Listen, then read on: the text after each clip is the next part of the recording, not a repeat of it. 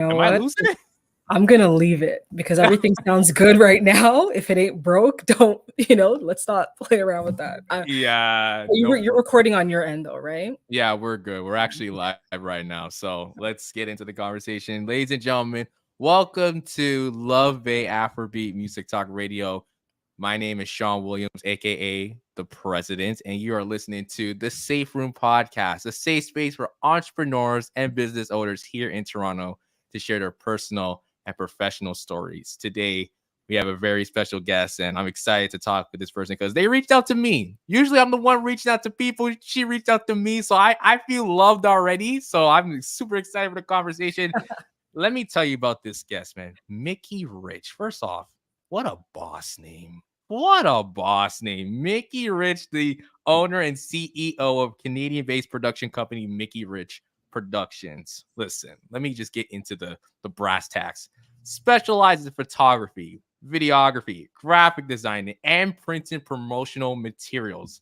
She has facilitated entrepreneurial workshops and has helped others to start their own thriving business. Oh my goodness. I love guys. I need you to understand this individual. I went to check out their work, top tier. I truly mean top tier work. I'm super excited to have her here on the podcast to talk about Mckie Rich Productions, just her own personal journey, kind of get into her roots a bit. We're definitely going to get into that part of the conversation. But ladies and gentlemen, without further ado, let me introduce you to my special guest, the one, the only, get rich or die trying, Miss Mckie Rich. How are you doing, Mckie? Awesome. Thank you so much. That was a really good intro. I feel like, wow, I haven't had an intro like that in a minute. It's 5-star, gold star. I appreciate it. I appreciate it. It's something that I try to do with all my guests. And I think I told you before, like when you get to be on the podcast, just know my intros for my guests. I like to make them feel super special. Yeah, no, I'm there. I'm feeling super special right now. Thank you for having me on. I really appreciate it. Really excited to talk to you and get into the safe room and kind of just unleash a bit. Yeah, this is what we're here for. We're here to just vibe, to just, let it all out. We're definitely going to get some gems and get some good takeaways, but I definitely want it to be more of it's a chill conversation. Yeah. I feel that. I feel that. Well, I say before we get into our main segment, our opening segment, maybe you could reintroduce yourself to everyone. I know I introduced you, but I feel like you could probably one up me. You could probably one up me on that. I don't know. I feel like you covered everything. But yes, my name is Mckie Rich, and I'm the owner of a production company based in Toronto called Mckie Rich Productions. And we specialize in photography, videography, graphic designing, and print media. So we're kind of like a one-stop shop for all your like marketing and media creative coverage. So yeah, that's basically what me and my team do. Yeah, I mean, again, it's amazing with the work that you do. Like I mentioned before, I went to go check out your page, your website. It's truly top tier Thank quality, and I you. think you and your team have done something really, really special. Again, I see a lot of people who do photography and videography, but having that extra factor of like graphic design, prints and promotional Yeah. material, that goes such a long way for a lot of entrepreneurs. They're always looking to, get in touch with someone who can do like the poster, the designs, the flyers for them. So that way it kind of relieves a little bit of that stress. Yeah, for sure. The graphic designing was something we actually started in COVID. And it's something that just took off. We were able to do it kind of like virtually because we weren't able to attend a lot of our events and a lot of the in-person, things that we usually do. So that kicked off and we're like, okay, well, we might as well keep it. If it ain't broke, don't fix it. And it's something that it's been really popular. So yeah, it doesn't make sense for me when I was working with, event planners and party planners. You had to go to like several different people to complete a project, right? Got to go with this guy photography, this guy for videography. All right, I need flyers printed. I need tickets printed. I need a DJ. Like, if you can just get everything done at one spot, why not? I love it. Just one Yeah, and done. That's the one the and best way to done. look at it. Okay, perfect. Again, we're gonna get into a lot of details in terms of Mckie Rich Production. Just get to know more about you as well. We're definitely gonna get into that aspect, but we have to start with our opening segment, the hot seat. For everyone Ooh, who knows about the hot seat, It's a mainstay. We have to do it all our guests. So Mickie, I'm gonna ask 4 questions. I just want you to answer them to your best ability. Okay? I'm nervous, Sean. You'll be fine. The hot seat, honestly, the hot seat is kind of like it's very chill. It's very Yeah. chill. So Okay. take it as you will. Okay.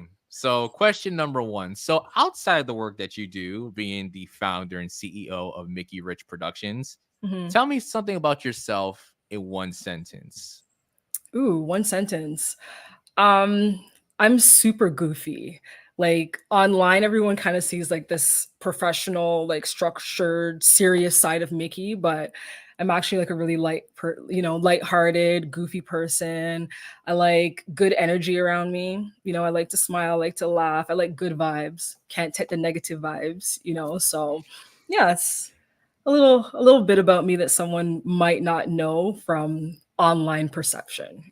I mean, we all need some goofiness in our life. I feel like we all need to Yeah. just let loose, just show our personality. I feel like with a lot of businesses, they're doing the opposite. It's more of like, I have to, personify myself a Yeah. certain way on social media, which again, depending on what the business, I mean, again, if you are a law firm, I'm not Yeah. asking you to show yourself like, yes, like be stern, but I think Yeah. for someone within your field, it's good to let people know, like, oh wow, like Mickie's actually like really goofy, but when it's time to get to work, she's like a boss at what she does. She knows how to be professional. She knows how to get the thing done. So I mean, I feel that's a important trait for any entrepreneur who kind of dabbles in the field that you do. Even for myself, I try to let people know that I'm really a goofball. I know like I can hold down a conversation, but if you meet me, like I'm not even trying to like talk to you about like, oh, what's your business about? I'm like, nah, bro. Like, Yeah. did you go see the Raptors Boring. game the other day? Like, what type Yeah. of music you tapping into? Yeah. And you know what? It goes hand in hand with what I do. Like I work with people, right? You have to be an icebreaker. You have to make people feel uncomfortable, feel comfortable in front of the camera, feel comfortable, answering questions, feel comfortable being vulnerable. Being in front of a camera is very vulnerable. You look at yourself and um, sometimes people just like pick themselves apart so much. So it's really good to have that person that makes the experience just a little bit more fun and not so like, uptight and so serious and uncomfortable. So that's mainly what I specialize in do, working with people and making people feel comfortable. I love that. I love that. I feel Yeah. like that's super, super important in any aspect. Okay, let's get on to the next question. So I want you to name your biggest I effed up moment. I don't want to swear. We're gonna keep it PG, but Ooh. like, just like what I'm trying to say. Like the biggest moment, like, oh man, like I really messed up. This could be personal or it could be professional. It could be within your own Personal or work. professional? You know Yeah. what? I'm gonna tell you professional. It hasn't happened recently, but when I first started, I was in the field. I remember what gig I was at, but I was recording something and it was like a one take situation. So I only had one opportunity to kind of get this shot.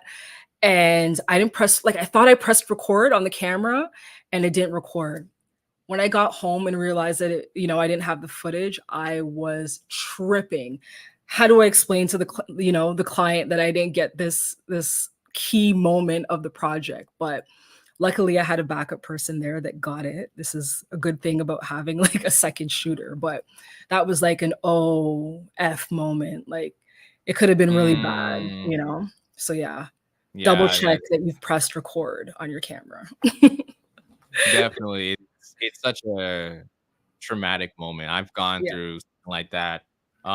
Just around earlier this year, I had this 2-hour podcast episode, and it was music related. We were doing our top 10 albums and songs of 2023. And Yeah. I got 2 other guests, and I was like super excited because like I love talking music, and like we were having a great time. The energy was there. And then we were recording off of my phone because like I didn't bring my camera. And like honestly, like I just said, you know what, my phone has been faithful to me all this time. So like Yeah. I trusted. I made sure to check all my storage to make sure everything was clear, and we were fine. But then I think 3/4 of the way I kept getting notifications. I'm like, okay, you know what? Let me just stop the conversation, go to check my notifications. I'm so Yeah. glad I did because when I checked, the camera Ooh. was off. I'm like, what Ooh. happened? I went to check. The video stopped recording like 23 minutes in. And Yeah. mind you, we were already like an hour and 40 minutes like Oh, in damn. deep. So I was so frustrated. I'm like, you're telling me all that like good vibes and conversation, no one's gonna see us Nothing's like gonna see it. on Yeah. video. Like, I mean, we got the audio, but it's like it's not the The same. visuals, yeah, yeah, and it's worse when you're in the field, you just gotta, like, smile and keep pretending to shoot, like, "Oh, man, I didn't get this, but yeah, great, everyone's smiling, people are looking over your shoulder to see if the camera's on and recording," like, there's been some wild situations, but you just gotta remain professional and do the best that you can, you know? Yeah, and I feel Yeah, like, when you have people who can definitely understand about that situation, I feel like those are the best clients to work with. So those guests I did have, they were completely fine. Like, it's all good, bro. Like, listen, there will be another time where like we'll be able to capture like the visuals, but overall, like just the conversation itself was great. So I'm like, all right, that feels good. It makes my morale a little bit better. of course, yeah, yeah. Yeah. Okay. Let's go to the third question for this hot seat Ooh, segment. An okay. interesting fact that you rarely share about yourself. Oh, man, that's a good one. Um I have a history in my background actually comes from dance. So in high school, I was a professional dancer, majored in like dancehall and hip hop. And we had this small little group in high school where we went to like different competitions and performed and won awards. So that's probably something that, yeah, it's you wouldn't expect it from a photographer, right? But we all have like these little gems and these little like hidden talents in our pockets. So yeah. I like that. It kind of keeps you busy as well. Like, when you're growing up, it's like, okay, I got this dancing, but at the same Yeah. time, like, you don't know where exactly you're going to be like heading towards the future and everything like that. So, I mean, Yeah. that's kind of nice. Do you try to still do some dancing, maybe take some classes nowadays? No. Absolutely not. Set the story clear. I am no longer a dancer. I'm a photographer, but it's something that I did do. I do have a love for music, though.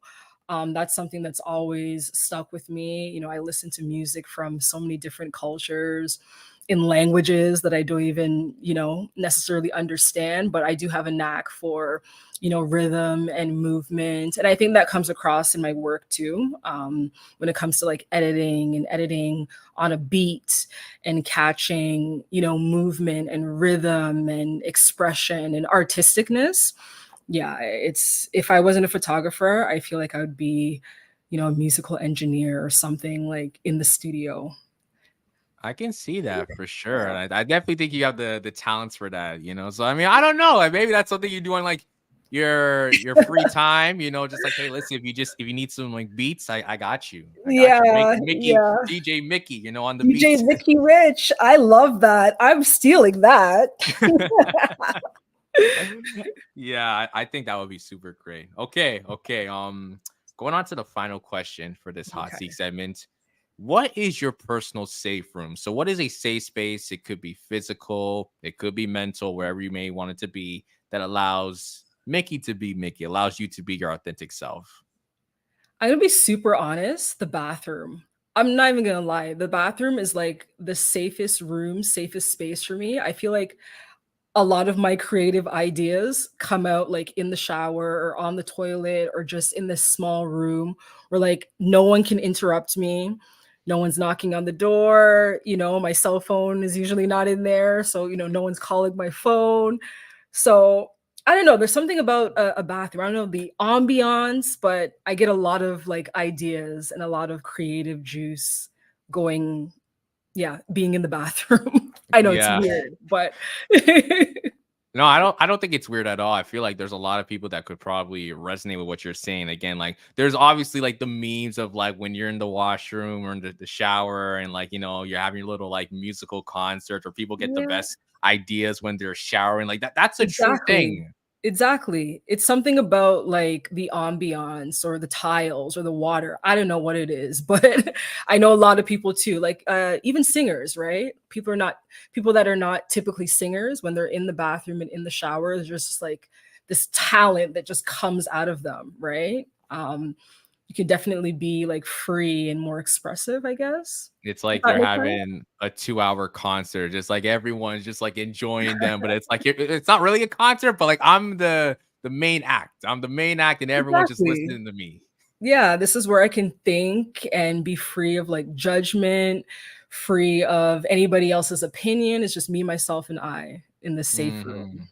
Yeah. I like that. I like that answer. Okay. Yeah, that's pretty much it for the hot seats. I mean, see, you Okay. did good. That You said wasn't you were too gonna be bad. worried. I was nervous. My seat was getting hot. I'm here sweating. Like, what is Sean gonna ask me today? What is Sean gonna ask me? Nah, like I usually keep it like very like calm and collective. I Yeah. just put the hot seat because I want to see how people react. Because like Yeah. obviously it's like you hear hot seat, you're thinking, oh god, this is gonna be Oh like super God. scary. But then it's like, Yeah. oh, it's very chill. And I kind of like that perception. It kind of gets Yeah. people like to, oh, I gotta sit up, get ready. But then when you hear into the conversation, it's like, oh, I can Yeah. chill, lay back, you know? Yeah. And those questions, like those are questions that I've never even like thought about. Like, where's my safe space? No one's ever asked me that. Like, Well, you first know? time ever. Yeah. Okay, perfect. All right. So since we got the hot seat out the way, let's get to the main questions, the main conversation. So yeah, like I mentioned at the beginning, I remember you reaching out to me, and by the way, I do appreciate that because like I said, I'm usually very selective with my guests. I like to go out to different events, connect with people, and that's usually how the conversation starts to like, hey, do you want to come on the podcast? You know, talk your story. But I remember you reaching out to me, and I thought, okay, this is really good. Let me reach out to Mckie, reach back to her, see what she's about. Yeah. And again, I sound like a broken telephone, but seeing your work, I thought this is crazy. Like even just some of the recent stuff you've been posting and your team's been posting on social media, it's been really great work, impeccable. But I wanted to ask you just share your upbringing that inspired you to, you know, capture these visuals, get into photography and videography. Like how was it when you were growing up that this path was going to lead you to what you're doing right now and everything that you're working on? Yeah, so my background in dance, I originally wanted to get into music video directing. And it was just something that I realized that was going to take a lot more time and a little bit more effort that I was willing to give at the time. So dance kind of translated into visual arts, so like painting and drawing. And I was like, yeah, I'm not going to make any money doing this. So there was another course when I went to college. I went to Centennial College. And there was a small course that dealt with photography. And I was like, wow, okay, this is still a creative field. And, you know, I picked up a camera and I was like, this is something that I loved. I loved capturing storytelling through a lens. And I found that even though myself and my peers, we all had this, you know, the same device, the same camera. We were all able to capture like so many different stories and so many different perspectives with the one instrument. So yeah, from that moment on, I bought my first camera and I've never looked back. In 2018, I started to take it a little bit more serious, and I was like, you know what, I was working in administration at the time for 7 years and it just wasn't fun. You know, I felt unappreciated. I felt like I wasn't using my creative juices. I felt like just a number. And there was nothing that I can like hold on to and be like, oh, okay, this is mine, or this is something that I'm passing on to like, you know, my future generation or, you know, stamping my legacy. So in 2018, I officially registered my business and I was like, you know, I'm going to take this on as if I was working for the man, you know, 9 to 5. So that's kind of my path in a nutshell. And it's something now that I'm in it, I wish I'd done it earlier, to be honest. I look back and I said, you know, I in my 20s, not to age myself, but in my 20s, you know, I had so much opportunities and so much free time and so many resources that I wasn't really using towards my business or using towards what I wanted to do long term. So if there's anybody out there that is kind of wondering, you know, if this is for them, just try it. Just jump into it. You know, you're never gonna know unless you try it. And then you can always say, okay, I did that. That's not for me, and move on to the next thing. But procrastination. It's It's a lot. It's a yeah. lot. Definitely, definitely. But I mean, yeah, it's like you mentioned. I mean, it's never too late to get started on something that you're really passionate about. And how you mentioned you were working in administration for 7 years, and then at one point it's just like, I know I'm working and I'm making good income, but am I happy? Yeah. Do I feel happy with what I'm doing? So you took that risk, started your own business in 2018, and it's prospering. It's now showing, the benefits, it's reaping the rewards, and I know it's still growing today. So I mean, you did take your risk and it paid off. You kind Yeah. of put all your chips on the table and you went all in and you cashed out. So I mean, kudos to you. And I feel like it's really inspiring to hear something like that, because I feel like a lot of people, they tell themselves like, when am I going to get my moment like that? And Yeah. it's like you mentioned, it's something that you may have to take a risk on, and maybe something you have to Mhm. take some time on. I know for me, I'm still working on it. I've been doing this for 4 years, and I feel like I'm just now starting to figure it out. I'm now starting to like Yeah. get in my pre-business phase of everything. So I Yeah. mean, I don't know, but I, like you mentioned, like, at a time being, again, not to age yourself, like I'm 23. Like I still feel like I have a long way to go when it comes to all of this. So like, I'm not trying to rush into it, or I'm not saying like I need to get this overnight success immediately. Like, no, like Yeah. I have to make sure things are handled properly and Mhm. accordingly, so that way I'm able to, see the vision, and I'm able to put things in motion moving forward. So I feel like for you, you understood that with all those years of experience working in administration, saying, you know what, I'm glad that I'm in this position now, but I want to do more for Yeah. myself. Yeah. Yeah. And isn't it scary? Like being an entrepreneur, isn't it terrifying? It's I feel like if you're not terrified, you can't be an entrepreneur. Like if you don't wake up every day and not think to yourself like, oh man, What this am I is this is a doing? breeze. Like, no, Yeah. you can't be in this field. Then I'm Yeah. sorry, you can't. Taking that risk, it's terrifying because there's so much uncertainty, right? When you're, working for someone else, okay, boom, full time, clocking in this time. I'm, allocated so many hours for the week. Um, but with entrepreneurship, you really have to be working like 10 times harder than you do with your 9 to 5, right? And when you start out, a lot of the onus is on you. You're the accountant, you're the marketing person, you're the driver, you're the social media strategist. Like you have to wear so many different hats until you eventually like delegate tasks, but it's terrifying. Like there's no Mhm. rule book or structure on how to get into entrepreneurship. Now it's a lot better, there's workshops and classes that you can take online, but you still have to like specialize your entrepreneurship journey and kind of niche it towards where you want it to be in the next couple of years. So it's scary, I'm not gonna lie. It's a lot. And even to add on to what you're saying, it's also like it's making money. I feel like a lot of us are saying like we want to make money, we want to be Mhm. able to say we have a profitable business, which Yeah, again, that's totally the case. I think it's also just learning how to come to realization like you want to be profitable. There's a time and a place for that. Again, I've yeah, tried to like, make myself, profitable with my own work, but I haven't figured out like what does that look like. Like when I got yeah, started, I had no plans of this being like, oh, this is gonna be like my full on thing. Like I'm still trying to look for work and I'm trying to see like, oh, I want to make a full-time living soon, but right now I'm trying to find a full-time job and kind of work on this as a side hustle. But even at the yeah, beginning, I never said this is what I want to do. I did this at the beginning because A, it was COVID. I didn't want to be bored. And number two, I thought, I mean, I had some fun days doing this at university. Let's just try it again. And all of a sudden, it blew up to something where, like, hold on, I'm actually really good at this. Like, let me actually invest some time.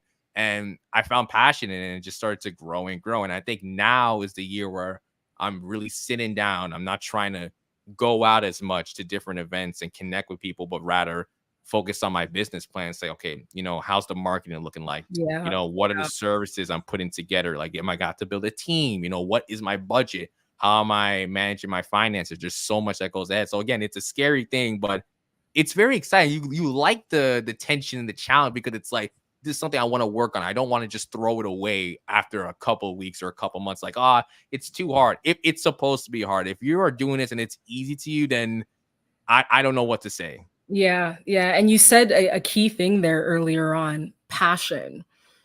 Like, if you're doing something and you don't have that passion, like, what are you doing?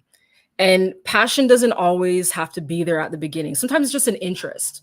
Oh, I'm interested in baking. And then passion comes after. But if passion isn't there somewhere in the mix, like you're fighting a losing battle. You're gonna eventually get bored and you're gonna find yourself like hopping to different things. Like I know a million people out there that like, oh, I like to bake, and we have a million bakers and a million people that make cakes, but they eventually fall off because one, the market is competitive, and two, they don't have a passion for it. They just see that, oh, okay, maybe it's something that I like doing and I can maybe do this. But yeah, I find if the passion's not there, I see a lot of entrepreneurs just fall off or they bounce around from like 20 different things. And it's hard for your one talent to grow if you're not like putting everything into it or investing 100% into it, right?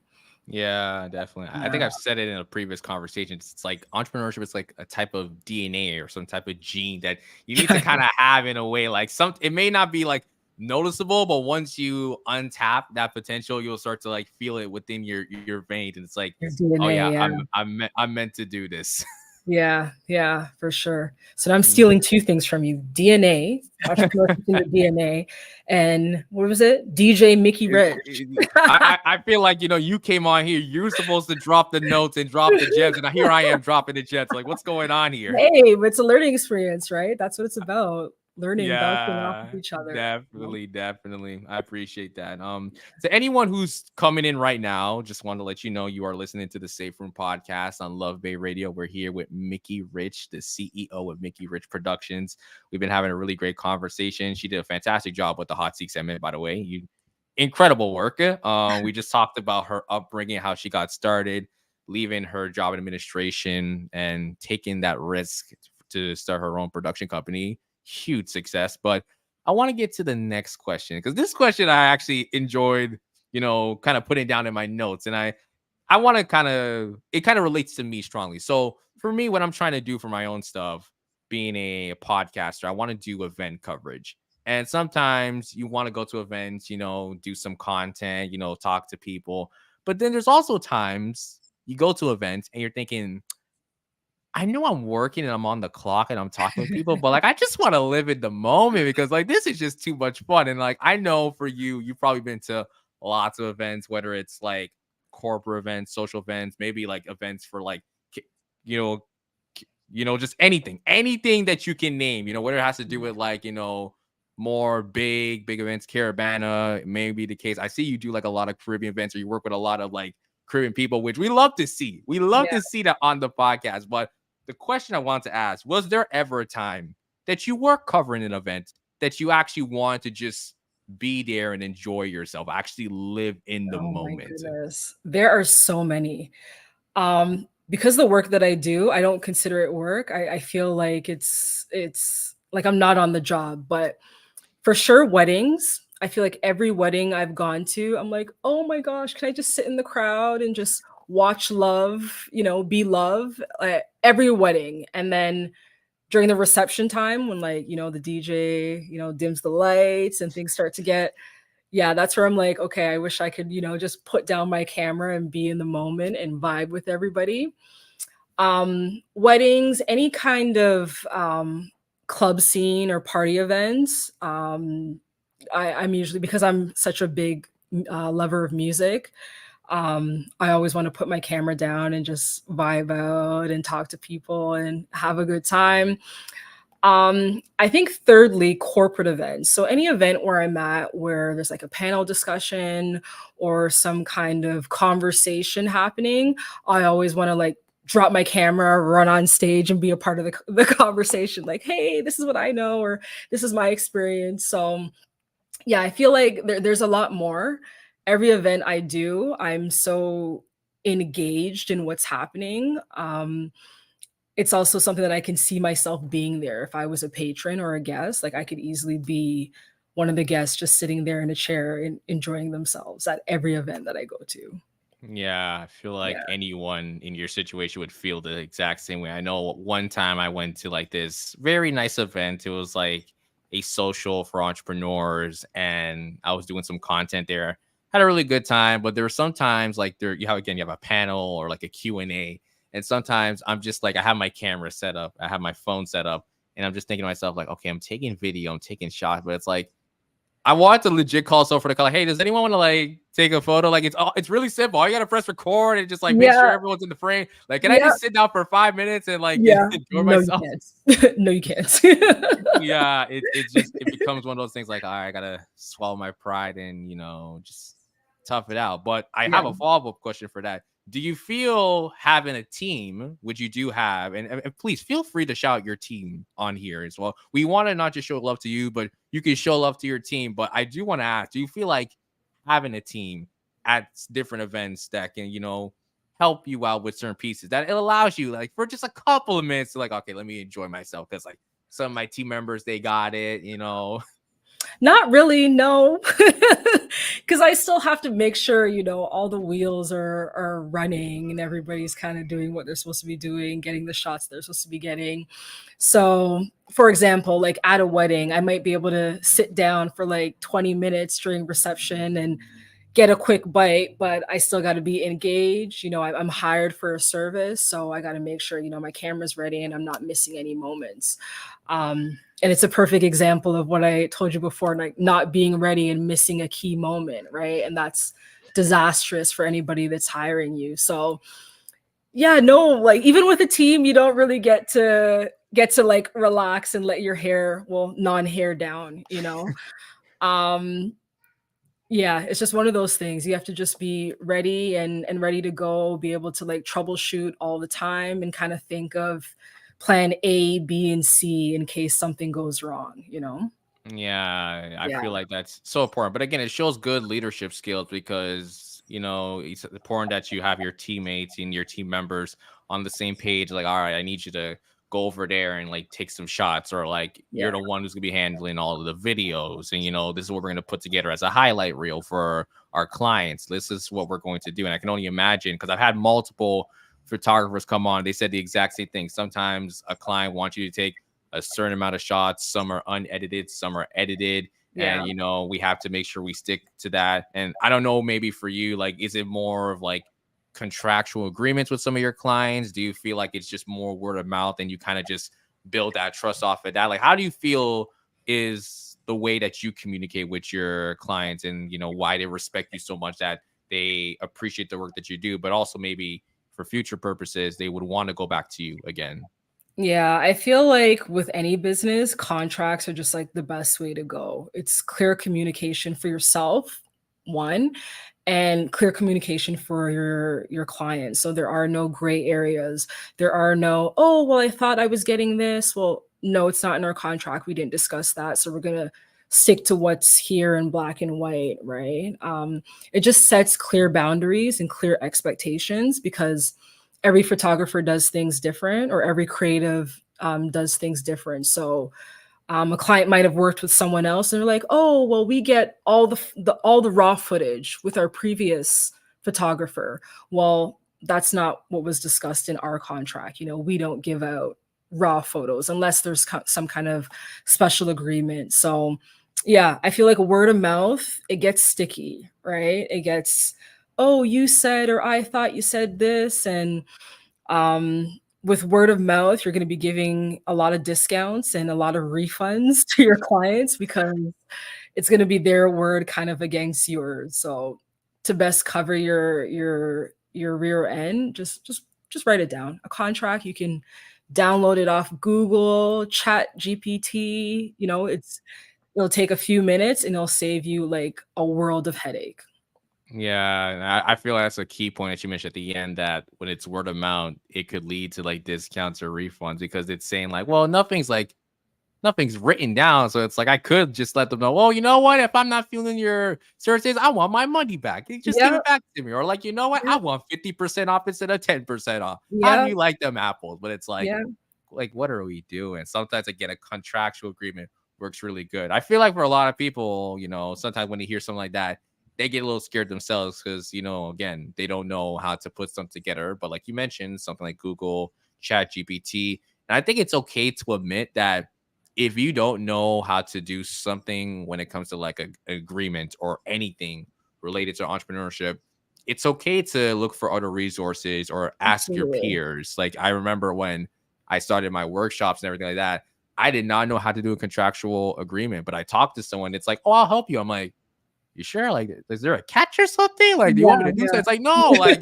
if you need help, like, I got you. So I was able yeah, to put something together. It helped me. Like, okay, this is good for future references because now when I actually get to book more people, then it's something like, okay, here's what I get from Sean. This is what he's gonna do for me, yeah. and this is gonna be the return on it, and everything is set and clear. There's no you know, tricks, no plot Mhm. holes, no loopholes, nothing like that. It's just very Yeah. simple, straight to the point. Yeah, and simple is a key thing too. Like, no client wants to read a contract that's 5 pages long. Like, you've already lost me, right? Keep it simple, keep it, clear, keep it professional.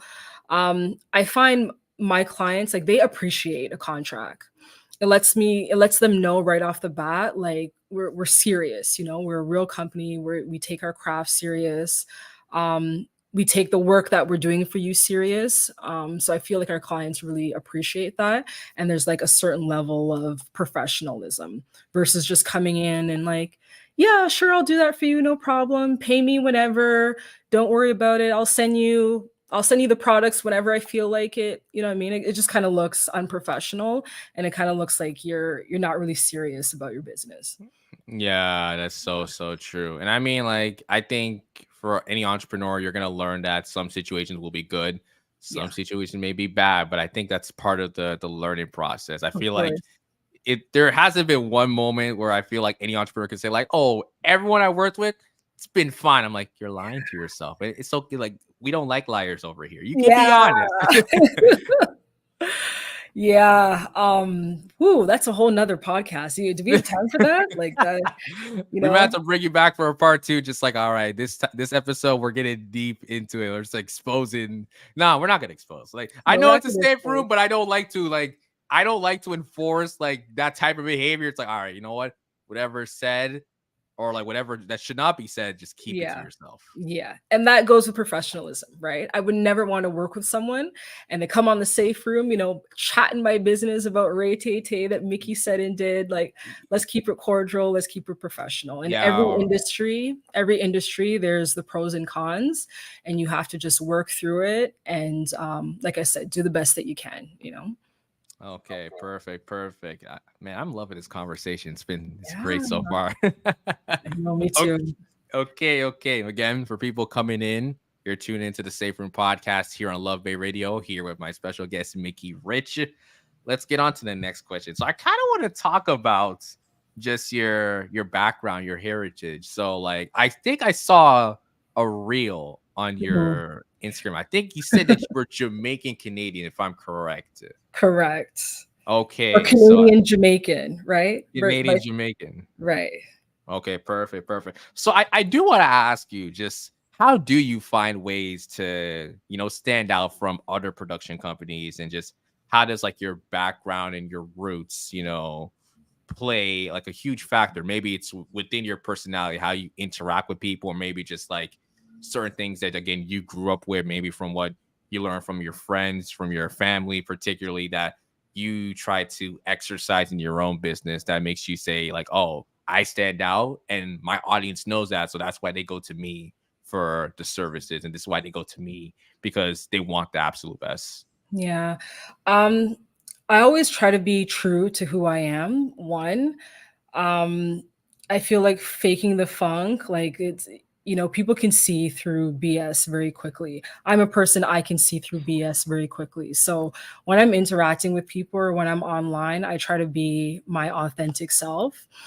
And I feel like with that way, you don't have to pretend in any space that you're in. As soon as you walk into a space, everybody knows exactly what they're getting. Mckie Rich, 100% of the way.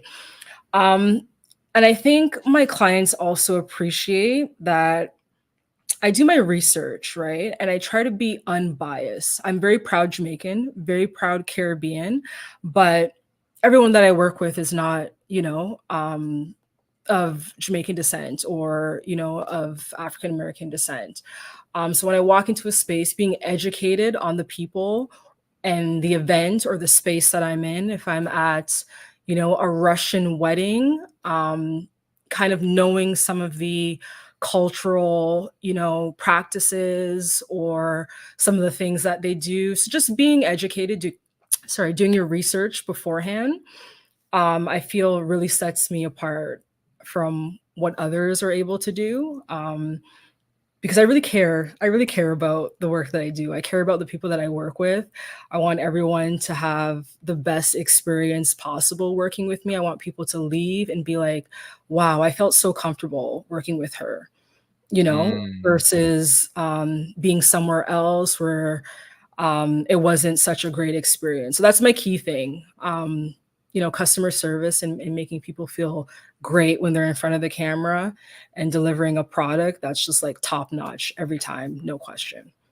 I love that. And I feel like you even mentioned working with clients that doesn't fall under a specific group or specific niche. Again, not just working with African Americans or African Canadians, but work with other ethnicities, other groups as well. I feel like that's super important. And Yeah. listen, I feel like, and again, I'm not trying to generalize anyone out here, but I feel like for a lot of us Black entrepreneurs, we tend to fall in that realm where we kind of like, okay, we're serving our people. And listen, I get it. Sometimes Mhm. based on our personal experience, including myself, I feel like I've worked with a lot of, Black people in my community, which I'm grateful for because that's the type of, example I want to get.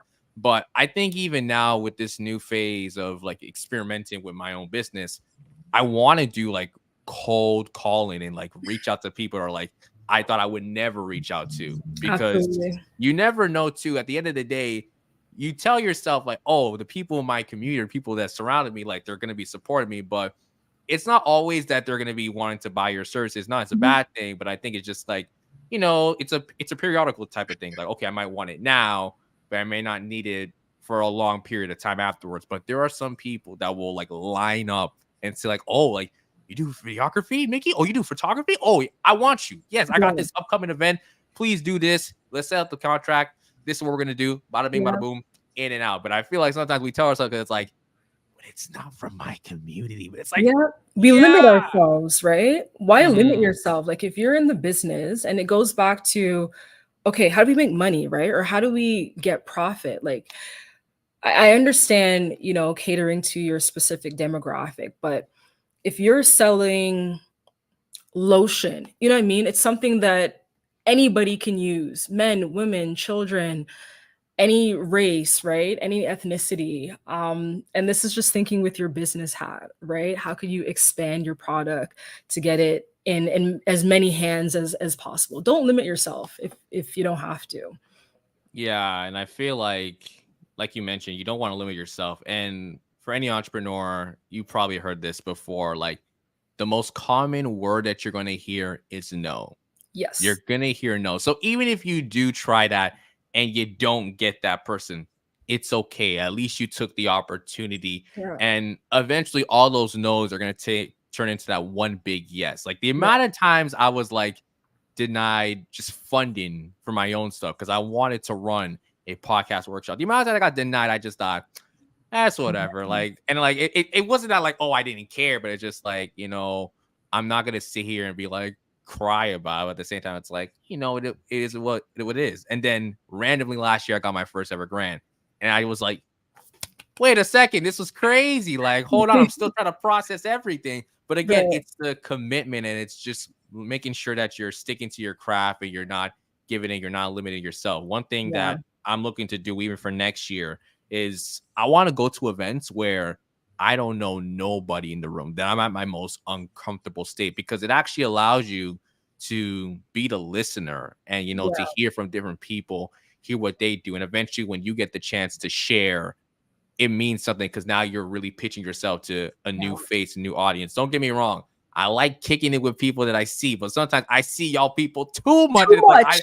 I don't want to be around you, man. It's Yeah, just like man. Like change up the seat a little bit. You know what I mean? Like when you go to other places where you know no one, like you said, you get to see how other people are operating. What are things that they're doing to make their business grow? You know, what ideas, what apps are they using? Like you gain so much knowledge from just listening, basic listening skills and listening to people that don't look like you, that don't resonate with you. I think it's so important. Like, don't get me wrong, my network, Mckie Rich Gang, like I love you guys. You guys are my ride or die.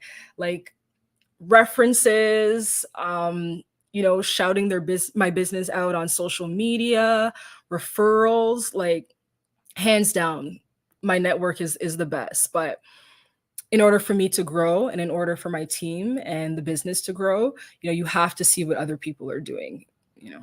yeah, it's so Yeah. important. I like I said, I'm probably in that stage right now because I'm looking to, start taking things seriously. And I understand like I have a really great audience, but I feel like for 95% of my audience, they just kind of know me as like, oh, Sean, the podcast. But it's like, okay, but let's say I have a service I want to like introduce. Would you invest in that? It's like, Mm-hmm. I mean, I probably would. I'll have to see what happens next. And it's just like that little bit of hesitancy. I'm like, okay, so you're not Mm, sure.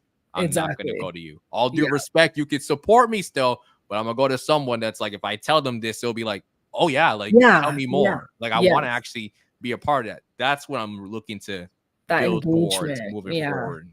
Yeah, for sure. For sure.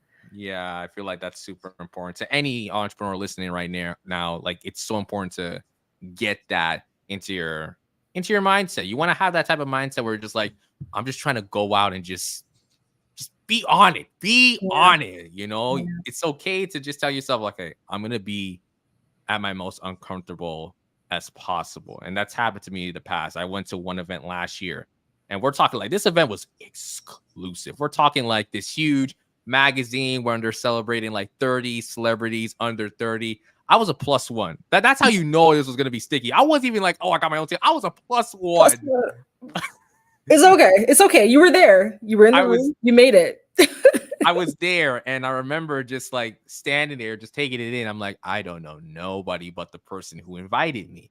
And for the first time in a long time, I was just there, like listening. Like, the person who invited me was introducing, like, oh, this is Sean. Like, this is what he does, Mhm. yada, yada, yada. And then, like, people are so amazing. You're like, oh, you have a podcast, so you're so successful. And I think when I even told them how old I was, so at the time being I was 22, they thought, this guy is 22 and he's in a room like this. Like, Yeah. what in the world is going on? So sometimes it's good to be in something like this where like you're in a different setting because it also gives you validation that you belong here. Mm-hmm. Mm-hmm. Yeah. Like you belong here for sure. Like it's just like, you know what I'm doing, there's actual purpose to it and there's a meaning to it. Yeah. And a lot of times too, we doubt ourselves, right? We feel like, okay, we're not good enough to be in these spaces with these people that are multi-billionaire, you know, company owners or have, you know, 20 years plus experience in the industry. We kind of knock ourselves down before we even throw our clothes on and get in the car and get in the room. So just having that confidence too, like, okay, maybe I might not have all the equipment I need right now, or I don't have the best podcast mic, but I'm gonna work with what I have. I'm gonna work with the resources that I have and still show up. You know, because if I'm not in the room, there's no opportunities for me. I can't speak on the experience because I wasn't there. So it's so important to just, you know, when you do have those doubts, just push through and just see it through, you know? Absolutely. Yeah. Absolutely. Okay. I want to move on to this little role play session. I have one more question, but I don't know if we have enough time and I don't want to go too long. Okay. So I want to do like a little one-on-one consultation. So I'm going to act as if I was a client coming to you. Oh my goodness, Just Sean. no pressure. This is all just role play. It's not like I'm literally saying like, hold on, like Mickie, I'm putting you on the spot. Like, hold on, I need something. Like, no, it's Oh my it's gosh. it's Yeah. all by again, like it's like you said, just be yourself. Mhm, mhm, Yeah. absolutely. Yeah. Okay. So let me paint the scenario. This is actually something I tried to do last year, but again, this was not me. This was me not using my brain and understanding like, oh, there's levels to this. So I Mhm. do want to throw this out. One thing I wanted to do last year was a huge celebration because last year I hit 100 episodes. It was a huge milestone for me, and I thought, Congrats. you know what? I just want to have like a one night thing, do something special, like a huge event, musical performances, spoken word, yada yada yada, some food, drinks. But I don't know who's gonna be capturing like all these moments. So, Mhm. Mickie, I saw you on Instagram and I saw some of the amazing work that you're doing. I thought like, okay, yeah, she's perfect. Like I need to get someone like her and her team to do this event. So one thing I'm looking for is definitely photography. I want to get some photos so people can see all the stunning visuals. I want to get videography. I want to do something where it's like a highlight reel, like maybe 3 minutes where people can get to, see the full event, overall. Mhm. That's kind of like what I'm looking for, like maybe a couple of like interviews, but I'm not sure what I don't know about the details for that, so let's just leave that out the picture. But definitely photography, videography, that's what I'm looking for. But Okay. I'm a little stuck. Like maybe you can help me a bit more in terms of like how I should flesh this out, or like just what could be the best possible way of going about with this. Okay. Well, what's most important to you, photos or video? I would definitely say the photos. Like I'm someone who struggled to take photos in the past. Like this phone sometimes has let me down. I'm not gonna lie with you, it's let me down. So I definitely need good photos. Okay. So let's focus on the photo side then. So you said that you have poetry, you have some performances, like that's definitely something we can capture for you, right? Hmm. We want to know how long the event is, any special key moments, like an itinerary, right? Want to know when these people might be coming on stage, where we need to be. Maybe there's a performance happening on stage left and we got to be stage right at a certain time. So just asking you certain questions about your event. And like, what's the end goal? What do you want to use the photos for? Do you want to use it for your website, for social media? Do you want to print a big banner to put, in your podcast studio, like the one that you have behind you? So just asking those like more detailed questions so I can see your vision and what you need the stuff for. Yeah, I definitely appreciate that. So, I mean, so far I had the event at like 3 hours, nothing too long, nothing too crazy, because I want to be mindful for all the people attending. I have about 6 performers for the Okay. entire event. I definitely want it to be where there's photos on like stage left, stage right, definitely some up close shots too. I don't want it to be where like it's far away. I want it to get like the full like Yeah. ambiance of the performer. So definitely on stage left, stage right, definitely within the middle of the stage as well. And I definitely want to use those photos as like a portfolio for my website. Definitely post those on social media. Would love to tag you as well because I mean, since I'm asking for your services, I want you guys to get the love and support. That's just kind of like how I am That's with my own rare. type of. That's rare. That's Really? so rare. Like to ask clients to tag us, it's like you're asking for a kidney or something. Like they just want to be very exclusive with who takes their content. But sorry, go back to the real I point. did not think that. I'm Yeah, out of, I'm out we of kind of character. we know we broke the fourth wall because that was kind of Sorry. shocking myself to hear. Sorry. No, Yeah. it's So not. yeah, It's no, so not that's good. definitely we can do something for you. It's a small group, so I would probably just show up by myself as one photographer. We have a variation of lenses to get those close-ups, to get those wide shots. And if you're interested in doing videography, we would have, a second crew member come on and capture all the video content for you. Okay, sounds perfect. Do you guys have like packages, or is it more of just I ask you how much photos I would need for this event? Like, how does it work? So there's different packages. I know every photographer does their thing a little bit different. We don't really put a limit on the amount of photos that you can get. If we're there for 3 hours and we take 300 photos, like you get your 300 photos. Editing, obviously, different packages. But yeah, we don't put a cap on how many photos you can get because I feel like there's a lot of content that you can get in 3 hours, and some of the best shots can come in that span of those 3 hours. So we don't put a limit on it. But I know there are some people that are saying like, okay, you get 50 photos or you get 100 photos, which works for them, but this is what works for us.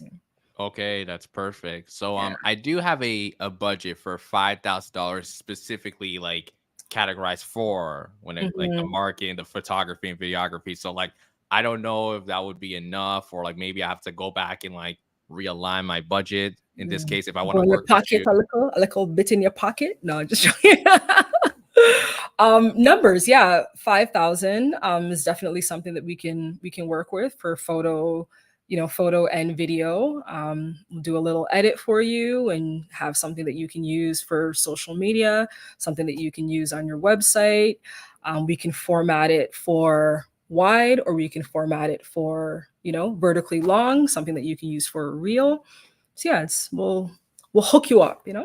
Okay, perfect, perfect. I like this. I like this. You know what, Mickey? I think I Is that definitely want to. good? Yeah, that was perfect. That was Are you perfect. sold? Are you a client? No, I'm definitely sold. You need to send the contract. What is that? What Logan Paul says? Send the contract. Sign Pen the the contract. contract. Yeah, man. So it's just I hope that's good. I've been doing this for a while now, so I hope what I'm saying is, making sense. It's And just like I don't know. I have been doing this a while, but Sean, like, please, I need validation. You did great. You did fantastic. thank you. Appreciate it. Of course, of course, of course. Okay, you know what? I do have one more question before I have one more final activity. Okay, I'll make Okay. this super quick. Was there a specific moment where, and this is a spicy question in my opinion, was there a specific moment where you were not in love with the work that you did? And if so, what allowed you to reignite that spark? Now it's spicy because I feel like you said a lot of positive things. So I feel like you might just tell me straight up, Sean, there was no moment, but I don't know.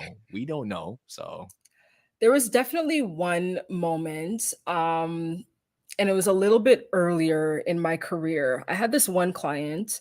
I did an edit for them. It was like a trailer for a movie. I did an edit for them, and they weren't happy with the edit. And in their contract, they had, like 3 revisions. We went through the 3 revisions, and they wanted more.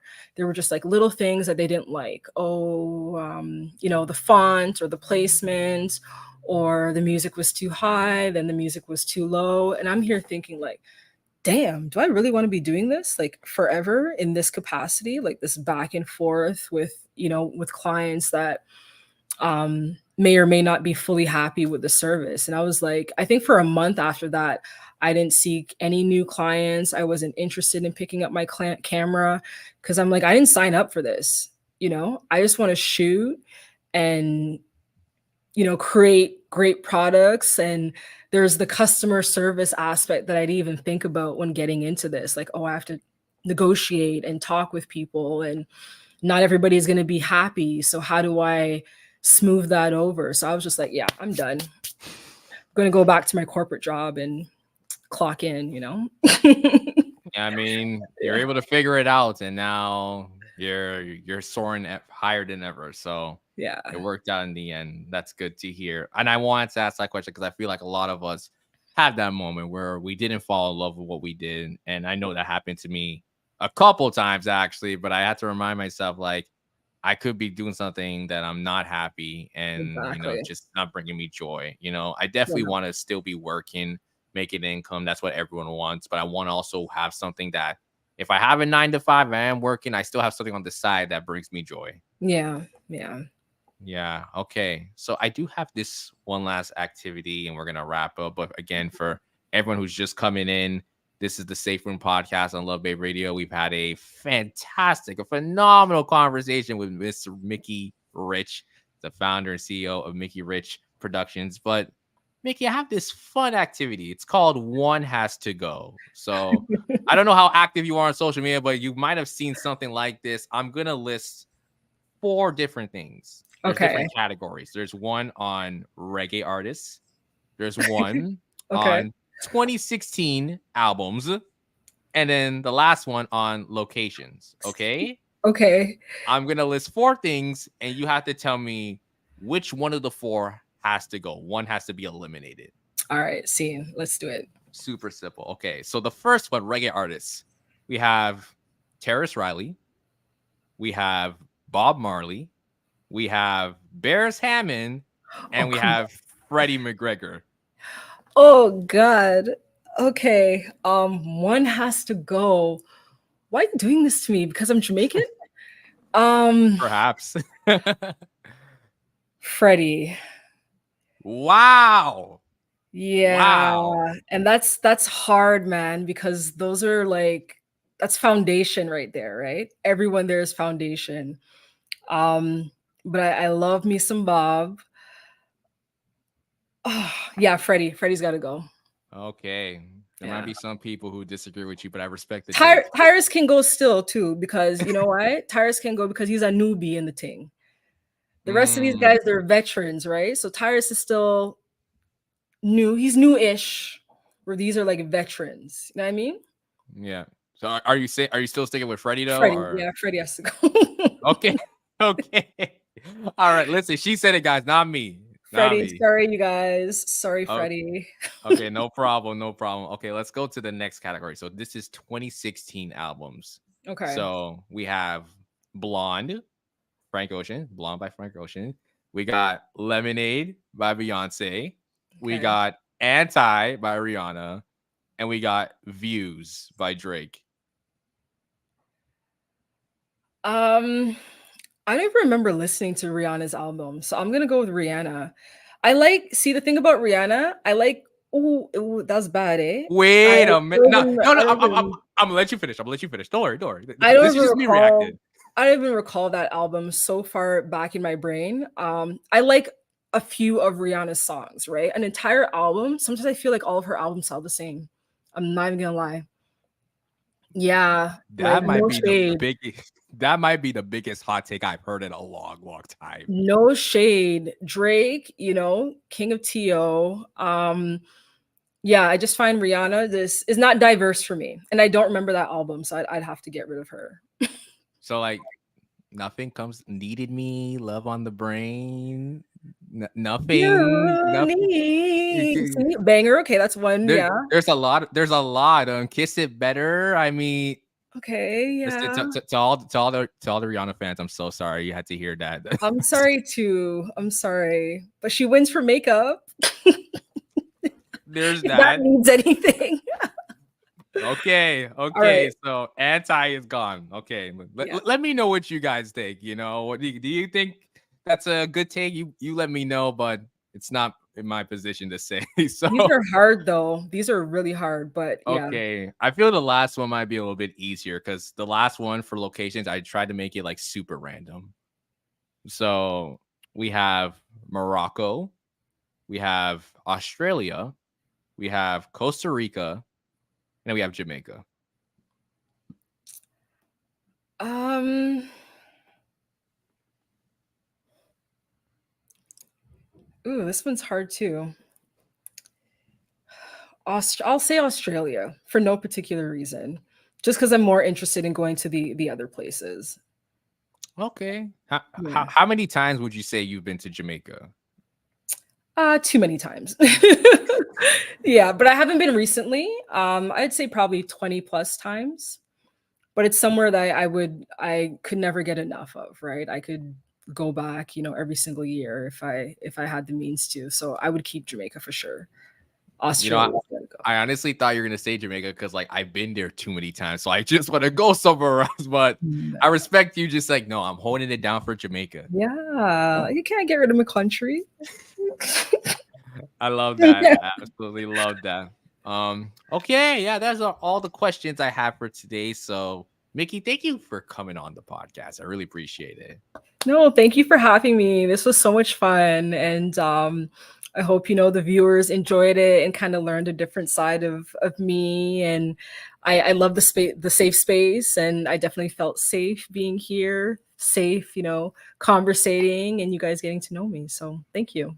Yeah, of course, of course. Where can people find you on social media? Where can people contact you? So you guys can find me on social media, Instagram, YouTube, Twitter, formerly known as X, Snapchat at Mckie Rich Productions. If you need to get a hold of me or my team, the email address is McKieRichProductions at gmail.com. You can also check us out on our website, www.mckierich.com. Yeah, that's us. Yeah, absolutely. Definitely go tap in with Mickie. If you're here in Toronto, you need to tap in with Mickie. And she does the absolute best. She's a absolute boss in what she does. So definitely going to make sure that she gets all the love here on the platform as she is right now. I'm just checking the comment section. We see a comment from Chanel. What's up, sis? What Hey, Chanel. wonderful episode. You know what? I know Chanel, she's a fan of that Rihanna album. So Chanel, I'm so sorry you had to hear about that. That I'm one sorry, has to go. I'm sorry. Listen, it is what it is. But thank you guys for tuning in. You can listen to the Safe Room on Spotify and Apple Podcasts. Check out our previous episodes if you want to follow us on Instagram. We're at the Safe Room Official. Make sure you guys tune in every single Thursday at 8 p.m. to your favorite podcast here on Love Bay Radio. But until then, we'll see you guys next time. Boom.